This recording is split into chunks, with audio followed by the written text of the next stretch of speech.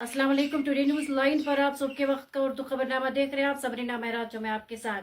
चलिए नजर डालते हैं अभी तक की चंद अहम खबरों पर। वज़ीर-ए-आज़म नरेंद्र मोदी ने शुरू होने वाली नई नस्ल के सामान और खिदमात टैक्स इस्लाहात को खुद इन्हिसारी और तरक्की याफ्ता हिंदुस्तान की तरफ एक बड़ा और अहम कदम करार देते हुए कहा कि वो त्योहार के मौसम के दौरान मुल्क की बचत मेले का आगाज करेंगे। नरेंद्र मोदी ने तमाम रियासतों पर जोर दिया कि वो पूरी तवानाई के साथ स्वदेशी और खुद इन्हिसारी की ड्रीम मुहिम में शामिल होकर एक तरक्की याफ्ता मुल्क के ख्वाब में हिस्सा डालें। स्वदेशी को खुद इन्हिसारी और खुद इन्हिसारी को तरक्की याफ्ता हिंदुस्तान की सीढ़ी करार देते हुए वज़ीर आज़म नरेंद्र मोदी ने कहा कि जिस तरह स्वदेशी के मंत्र ने मुल्क की आजादी को तक़वियत बख्शी, उसी तरह स्वदेशी का मंत्र भी मुल्क की खुशहाली को तक़वियत बख्शेगा। नई नस्ल की GST इस्लाहात के नफाज से एक दिन पहले इतवार की शाम कौम से खिताब करते हुए नरेंद्र मोदी ने कहा कि मुल्क में बचत का त्योहार नवरात्रि के पहले तुलुए आफ्ताब के साथ शुरू होगा। उन्होंने कहा कि इन इस्लाहात के नफाज से हिंदुस्तान की तरक्की के सफर में तेजी आएगी।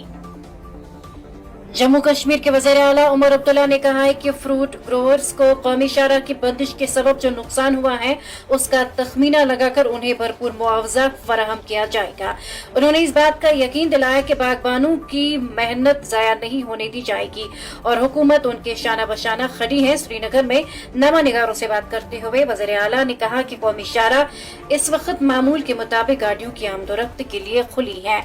उन्होंने वजाहत दी कि अगरचे तकरीबन 300 मीटर का हिस्सा ढह जाने की वजह से शाहराह पर ट्रैफिक की आमदोरफ्त मुतासर हुए, ताहम अगले चंद रोज में इस पर ब्लैक टॉपिंग मुकम्मल की जाएगी।